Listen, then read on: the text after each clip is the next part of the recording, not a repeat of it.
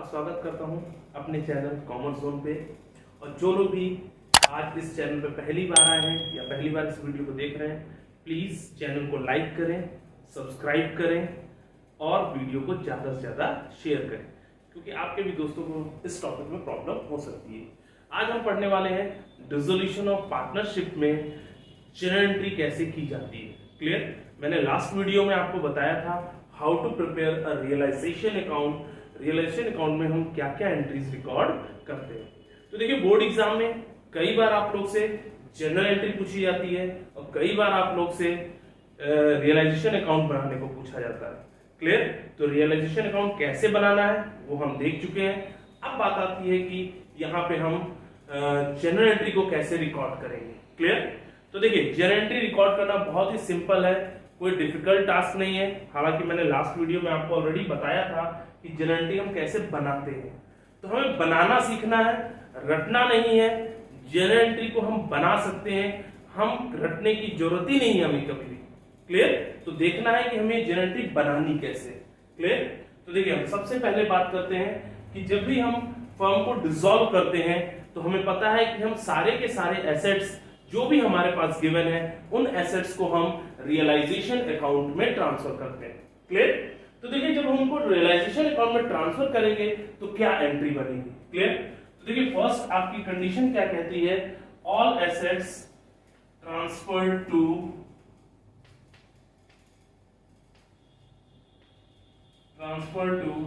Realisation account. Clear? तो क्या entry बनेगी? तो इस केस में आपकी एंट्री बनेगी, सारे एसेट्स हम रियलाइजेशन अकाउंट में ट्रांसफर कर रहे हैं तो क्या होगा, एसेट्स इज ऑलवेज डेबिटेड। ये हमको पता है कि हमारे जो एसेट्स होते हैं वो हमेशा डेबिट होते हैं। क्लियर? इसलिए इन एसेट्स को हम रियलाइजेशन अकाउंट के डेबिट साइड में ट्रांसफर करेंगे। क्लियर है यहाँ पे? बट अब ये सारे एसेट जो हम रियलाइजेशन अकाउंट में ट्रांसफर कर रहे हैं, क्लियर, तो रियलाइजेशन अकाउंट के डेबिट साइड में ट्रांसफर कर रहे हैं। इसलिए यहां पे जब हम जर्नल एंट्री बनाएंगे तो हमारा जो रियलाइजेशन अकाउंट है वो क्या होगा, डेबिट हो जाएगा। तो यहां पे एंट्री क्या बनेगी आपकी, realisation account debit to assets account. Clear? तो कहने का मतलब है रियलाइजेशन अकाउंट आपका डेबिट हो रहा है क्योंकि सारे एसेट्स हमारे क्या होते हैं, डेबिट होते हैं, और इनको हम रियलाइजेशन अकाउंट के डेबिट साइड में ट्रांसफर करते हैं। क्लियर? सो जर्नल एंट्री के टाइम पे आपका रियलाइजेशन अकाउंट डेबिट होगा और टू एसेट्स हो जाएगा। क्लियर है यहाँ पे? आप जरा ध्यान दीजिए, मैं आपको पहले भी बता चुका हूं कि कुछ ऐसे एसेट्स हैं जो इस एंट्री में नहीं रिकॉर्ड होंगे। और हाँ, ये ध्यान दीजिएगा, जब भी आप यहाँ लिखते हैं तो जैसे आपका बिल्डिंग है, प्लांट है, मशीनरी, फर्नीचर, तो आप क्या लिखेंगे, realisation account debit to building, to plant, to furniture, to machinery, है ना। हर एक एसेट्स का इंडिविजुअली नेम लिखेंगे। क्लियर है यहाँ पे? किसी को डाउट? चलिए, तो अब देखिए कौन कौन से एसेट्स हैं जो यहां नहीं आते हैं। ठीक है, तो देखिए, except cash, bank, profit and loss account, balance sheet के एसेट साइड में प्रॉफिट एंड लॉस भी दिया होता है तो वो यहां नहीं आएगा, बाकी के सारे एसेट्स आ रहे हैं। क्लियर? और क्या, एडवर्टीजमेंट, सस्पेंस अकाउंट। क्लियर? और बाय द वे, अगर किसी पार्टनर का लोन है, ठीक है, मींस अगर पार्टनर्स लोन गिवन है एसेट साइड में तो भी वो आपका यहां पे नहीं आएगा। क्लियर? कभी कभी एसेट साइड पार्टनर का लोन गिवन होता है तो वो लोन यहां पे नहीं आएगा। क्यों? क्योंकि वो लोन आपका जो है पार्टनर्स की कैपिटल में जाके एडजस्ट हो जाता है। क्लियर? तो ये सारी चीजें हैं जो आप रियलाइजेशन अकाउंट में ट्रांसफर नहीं करते। तो पहली एंट्री आपकी बन गई। क्लियर? दूसरी एंट्री देखिए क्या कह रहा है, सेकंड कह रहा है liabilities, all liabilities transfer to realisation account. Clear? अब ये सारी लायबिलिटीज को हम क्या करेंगे, रियलाइजेशन अकाउंट में ट्रांसफर करना है। तो अगर हम लायबिलिटीज को ट्रांसफर करने की जब हम बात करते हैं तो क्या होगा, तो देखिए लायबिलिटीज हमारे क्या है, क्रेडिट बैलेंस है। तो इसका मतलब यहाँ पे जो रियलाइजेशन है वो क्या होगा, क्रेडिट होगा। क्लियर है यहाँ पे? तो देखिए क्या एंट्री बनेगी, तो आपका बन जाएगा लायबिलिटीज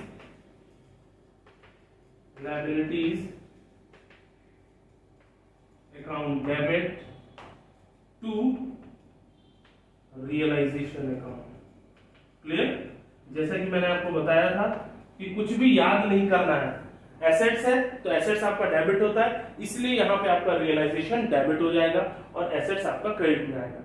आपका लायबिलिटी क्या होता है, क्रेडिट होता है, तो बिल्कुल आपका लायबिलिटीज होता है क्रेडिट है, लेकिन वो कहां जाएगा जेनरेटिंग टाइम पे, डेबिट में, और क्रेडिट में क्या आएगा, रियलाइजेशन आएगा। क्लियर है यहाँ पे? कोड आउट, तो जस्ट अपोजिट एंट्री कर रहे हैं। क्लियर है? चलिए, तो ये हो गया आपका realisation account, liabilities account debit to realisation account. अच्छा, इसमें भी हमें ध्यान रखना है कि कुछ ऐसी लायबिलिटीज हैं जिन्हें हम इस एंट्री में कंसीडर नहीं करते। क्लियर? तो वो कौन कौन सी लायबिलिटीज हैं जिन्हें हम यहाँ पे कंसीडर नहीं करेंगे, ठीक है? तो वो देखिए ध्यान रखना है हमें। तो देखिए एक्सेप्ट आपका क्या क्या आ जाएगा, partners loan, partners capital. Clear? Means partner का लोन, पार्टनर की कैपिटल, ठीक। देन करंट अकाउंट का बैलेंस, अगर करंट अकाउंट का बैलेंस दिया है तो वो भी नहीं आएगा यहाँ पे, ठीक। और आपका general reserve,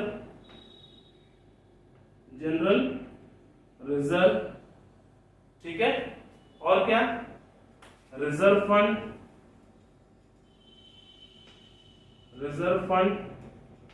workman compensation reserve. अब देखिए वर्कमैन कंपनसेशन रिजर्व केवल कुछ कंडीशंस हैं, अगर उसके ऊपर कोई क्लेम होता है तो ही वो रियलाइजेशन में ट्रांसफर होता है, अदरवाइज वो आपका रियलाइजेशन अकाउंट में ट्रांसफर नहीं होगा। क्लियर? क्यों? अच्छा, ये सब चीजें हम क्यों नहीं कर रहे ट्रांसफर? क्योंकि देखिए पार्टनर्स लोन अकाउंट के लिए हम अलग से लोन अकाउंट बनाते हैं, पार्टनर्स कैपिटल अकाउंट के लिए हम अलग से कैपिटल अकाउंट बनता है, ठीक है। करंट अकाउंट आपका अलग से बनेगा, general reserve partners capital account में रिकॉर्ड किया जाएगा, पार्टनर्स को डिस्ट्रीब्यूट किया जाता है, ठीक है। तो ये reserve fund, workman compensation means जो भी आपकी चीजें हैं जो पार्टनर को देनी है या जो पार्टनर के अकाउंट में जानी होती है, वो सारी चीजें आपकी रियलाइजेशन में नहीं आएंगी। क्लियर है यहाँ पे? तो ये आपकी दो एंट्रीज हो गई जो कि बहुत इंपॉर्टेंट है। चलिए अब देखिए नेक्स्ट क्या आता है आपका, नेक्स्ट आता है आपके पास थर्ड एंट्री, एसेट्स सोल्ड और रियलाइज्ड। अगर कोई एसेट्स हम सेल कर रहे हैं या रियलाइज हो रहा है तो क्या एंट्री बनेगी? तो देखिए कहां पहले क्या होता था कि कोई भी हम एसेट्स बेचते थे तो उस पर्टिकुलर एसेट्स का नाम लिखते थे, भाई बेचेंगे तो क्या होगा, हमारे पास कैश आएगा या चेक के थ्रू पैसा आएगा तो बैंक का आएगा। क्लियर? तो कोई भी चीज हमारे पास आ रही है वो तो डेबिट होगी, तो हम एसेट्स बेचेंगे तो हमारे पास कैश आना चाहिए, तो कैश अकाउंट डेबिट टू हम क्या लिखते हैं, मशीनरी बिक्री, तो टू मशीनरी लिखते हैं। बट यहां पे ऐसा नहीं होगा, क्योंकि अब आप क्या कर रहे हैं, फर्म को डिसॉल्व कर रहे हैं, फर्म को क्लोज कर रहे हैं, तो हमें किसी भी पर्टिकुलर एसेट्स के नाम से कोई लेना देना नहीं है। बस हमें ये ध्यान रखना कि पैसा आ रहा है तो बिल्कुल एसेट्स बेचेंगे, रियलाइज करेंगे तो हमारे पास क्या होगा, कैश आएगा, तो क्या होगा आपका कैश, या फिर चेक के थ्रू पैसा आएगा सो बैंक अकाउंट डेबिट, ठीक, या तो कैश या तो बैंक अकाउंट डेबिट। टू किस लिए आ रहा है, क्योंकि वो एसेट्स बिक रहा है, वो रियलाइज हो रहा है, इसलिए हम क्या कहेंगे, टू रियलाइजेशन अकाउंट। आ गई बात समझ में? यहां तक क्लियर है? किसी को डाउट? तो ये आपका क्या है कि अगर कोई भी एसेट्स बिकता है तो पैसा आ रहा है हमारे पास, इसलिए कैश या फिर bank account debit to realisation account होगा। आ गई बस, हमें किसी भी एसेट्स का यहाँ नाम मेंशन करने की जरूरत नहीं है, चाहे वो बिल्डिंग बिके, चाहे मशीनरी बिके, चाहे फर्नीचर बचे, सब के लिए सेम यही एंट्री होगी, कैश या फिर bank account debit to realisation account. Clear है यहाँ पे? चाहे डेटर्स से आपको पैसा मिल रहा हो तो भी यही एंट्री रिकॉर्ड की जाएगी। क्लियर? मींस किसी भी एसेट्स के अगेंस्ट अगर हमें पैसा रिसीव हो रहा है, कैश रिसीव हो रहा है, तो क्या एंट्री होगी, cash account debit to realisation account. समझ में? हमें किसी भी एसेट्स का यहाँ नेम मेंशन करने की जरूरत नहीं है। चलिए फोर्थ है ट्रांजेक्शन क्या कह रहा है, फोर्थ कह रहा है assets taken over by partner. क्या कह रहा है, एसेट्स को कौन टेक ओवर कर रहा है, taken over by partner. Clear. तो अगर कोई पार्टनर एसेट्स को टेक ओवर कर रहा है तो क्या एंट्री बनेगी, तो उस केस में क्या है भाई, एसेट्स को पार्टनर ले गया तो ऐसा थोड़ा कि वो फ्री में ले जाएगा भाई, क्योंकि उस एसेट्स पे तो सभी पार्टनर का राइट था, या तो सभी पार्टनर आपस में बांट ले, या कोई अगर एक पार्टनर ले रहा है या सभी पार्टनर लेंगे तो हमेशा जो है वो जो भी एसेट्स पार्टनर टेक ओवर कर रहे हैं वो एसेट्स आपका रियलाइजेशन में तो जाएगा ही जाएगा, क्योंकि वो बिका एक तरह से। हाँ, लेकिन उसके लिए कोई कैश तो रिसीव हुआ नहीं, इसलिए वो जो कैपिटल जो एसेट्स टेक ओवर किया है पार्टनर ने, वो एसेट्स आपका रियलाइजेशन के साथ साथ पार्टनर्स कैपिटल अकाउंट में भी ट्रांसफर किया जाता है। क्लियर, क्योंकि उनकी कैपिटल से उस अमाउंट को डिडक्ट कर दिया जाएगा, क्योंकि भाई उनकी कैपिटल मान लो 1 लाख थी, अब वो कह रहा है कि हम 20,000 का एसेट्स टेक ओवर कर रहे हैं या कोई फर्नीचर टेक ओवर कर रहे हैं, तो भाई अब उनका वो 20,000 को अपनी कैपिटल से ही तो पे करेंगे उस एसेट्स का, उस फर्नीचर का, तो ऑटोमेटिकली उनकी कैपिटल क्या हो जाएगी, कम हो जाएगी। क्लियर है यहाँ पे। तो देखिए यहाँ पे क्या आएगा, एंट्री आपका partners capital account debit to realisation account, to realisation account. Clear. तो यहां पे क्या होगा, आपको पार्टनर्स कैपिटल अकाउंट डेबिट होगा और टू रियलाइजेशन अकाउंट। समझ में आया कि नहीं, मींस पार्टनर्स की कैपिटल क्या होगी, डेबिट हो जाएगी, क्योंकि वो पार्टनर उस एसेट्स को क्या कर रहा है, टेक ओवर कर रहा है। क्लियर। और रियलाइजेशन हमारा वो तो हमेशा की तरफ क्रेडिट होगा, कभी भी कोई भी एसेट्स बिकता है तो रियलाइजेशन आपका हमेशा क्रेडिट होगा। क्लियर है यहाँ पे, कोई डाउट। चलिए फिर आता है आपका फिफ्थ। फिफ्थ क्या कह रहा है, लायबिलिटीज पेड ऑफ। क्या कह रहा है, liabilities paid of. Clear. Means यहां पे क्या है कि हम लायबिलिटीज का पेमेंट कर रहे हैं। क्लियर। तो अगर हम लायबिलिटीज की पेमेंट की बात कर रहे हैं तो बिजनेस से क्या होगा, पैसा जाएगा, फर्म से पैसा जाएगा, तो जब भी बिजनेस से पैसा जाएगा तो क्या होगा, वो कैश क्रेडिट होगा। ठीक है, अगर कैश के थ्रू होगा तो कैश क्रेडिट होगा, चेक के थ्रू पेमेंट होगा तो बैंक क्रेडिट होगा। अब बात आती है डेबिट में क्या आएगा, किसी भी लायबिलिटी को अगर आप पेमेंट करते हैं तो हमेशा आपका क्या होगा, उस किसी भी लायबिलिटी को आपका नाम मेंशन करने की जरूरत नहीं है, उसके लिए भी आप रियलाइजेशन का ही यूज करेंगे। क्लियर। तो क्या आ जाएगा, realisation account debit to cash या फिर बैंक अकाउंट। क्लियर है यहाँ पे, किसी को डाउट। तो ये तो हो गया कि जब हम किसी भी लायबिलिटी का पेमेंट कर रहे हैं। क्लियर। तो हमारे पास से पैसा जा रहा है, इसलिए टू कैश या फिर टू बैंक लिखेंगे। क्लियर। अब आता है सिक्स। सिक्स क्या कह रहा है, सिक्स कह रहा है कि liability taken over by partner, liability taken over by partner. Clear. Means अगर कोई पार्टनर लायबिलिटी को टेक ओवर कर लेगा तो क्या होगा, तो भाई पार्टनर टेक ओवर कर रहा है, यानी पार्टनर अब अपने पास से उस लायबिलिटी का पेमेंट करेगा। तो ऐसा नहीं कि पार्टनर अपनी जेब से भर रहा है, बेसिकली वो पैसा उतना ही अपनी कैपिटल में ऐड कर लेगा। आ गई बात समझ में भाई, अगर वो लायबिलिटी पे करने के लिए रिस्पॉन्सिबिलिटी लिया है, इट मीन तो उतना ही पैसा वो अपनी कैपिटल में ऐड कर लेगा। क्लियर है यहाँ पे। तो इसलिए यहाँ पे हम पार्टनर्स कैपिटल से इसे रिकॉर्ड करेंगे, तो क्या एंट्री बन जाएगी, realisation account debit, realisation account debit to partners capital account. Clear है यहाँ पे। तो ये हो गया आपका रियलाइजेशन की लायबिलिटी की जो टेक ओवर की एंट्री। क्लियर है यहाँ पे। तो ये तो बात हो गई liability take over.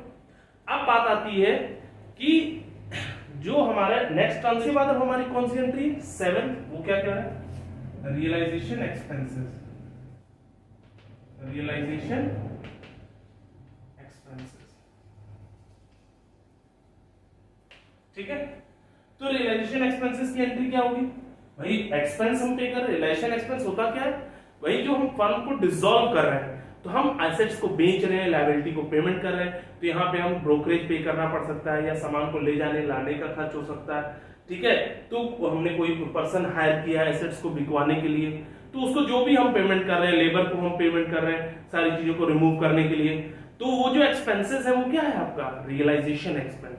Clear, means firm को डिसॉल्व करने का एक्सपेंस, ठीक। तो उस एक्सपेंस की क्या एंट्री होगी, तो हमारी तरफ से तो पेमेंट हो रहा है रियलाइजेशन का, तो हमारे पास से पैसा जाएगा, इसलिए वो क्या होगा realisation account debit, realisation account debit to cash या फिर बैंक अकाउंट। क्लियर, तो ये एंट्री आपकी रिकॉर्ड होगी, realisation account debit to cash या फिर बैंक अकाउंट। क्लियर है यहाँ पे। चलिए, तो अब देखिए ये सारी एंट्रीज करने के बाद एक ट्रांजैक्शन और ध्यान रखनी है, वो क्या है आपकी क्रेडिटर्स, क्या कह सकते हैं लायबिलिटी, लायबिलिटी या फिर कह सकते हैं realisation expense, expense are paid of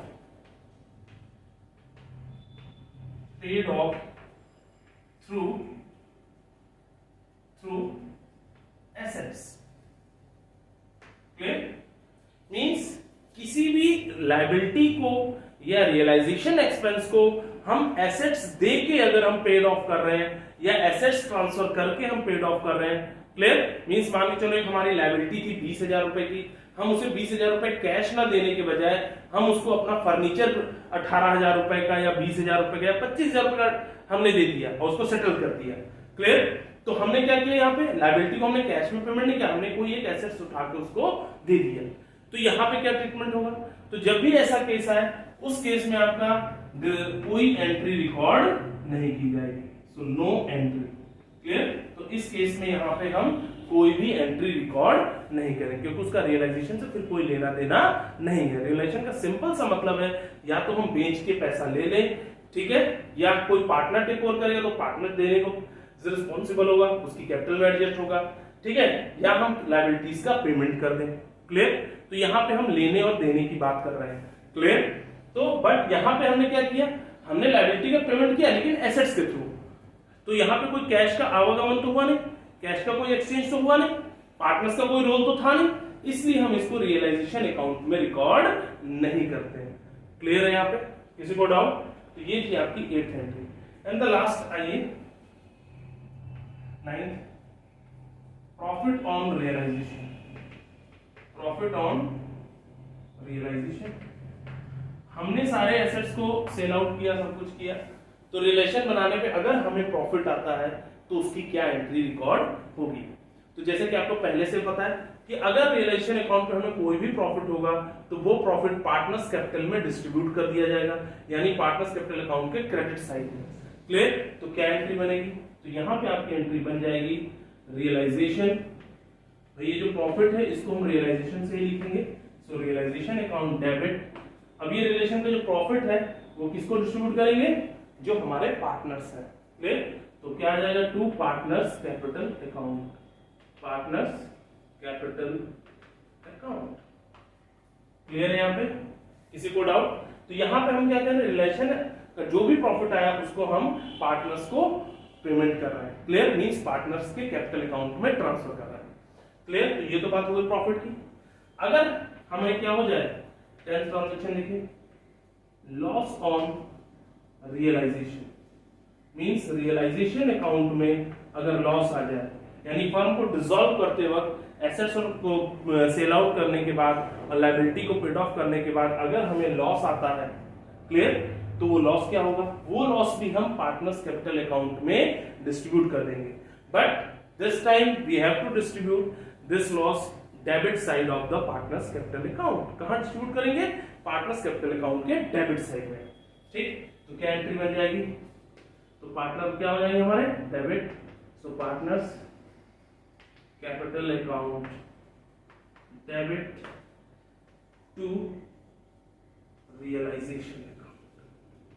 clear, क्या आ जाएगा, to realisation account. Means profit को भी हम रियलाइजेशन से शुरू करें, लॉस को भी। बस फर्क क्या है, प्रॉफिट के केस में हम पार्टनर्स को क्रेडिट करते हैं, लॉस के केस में हम पार्टनर्स को डेबिट करते हैं, क्योंकि ये लॉस एक्चुअली किसका है, पार्टनर का, और जो प्रॉफिट है वो भी पार्टनर को ही मिलेगा। क्लियर है यहाँ पे? तो ये थी कुछ जनरल एंट्रीज जो कि आपकी डिसोल्यूशन से रिलेटेड है। ठीक है, अब हम इसमें कुछ जनरल एंट्रीज और पढ़ेंगे जो कि स्पेशली रिलेटेड है किससे, रियलाइजेशन एक्सपेंसेस से। तो हम नेक्स्ट वीडियो में हम ये पढ़ेंगे कि रियलाइजेशन एक्सपेंस से रिलेटेड जो स्पेशल एंट्रीज हैं उनको हम कैसे रिकॉर्ड करते हैं, उनकी क्या क्या कंडीशंस हैं। तब तक के लिए thank you and have a nice day.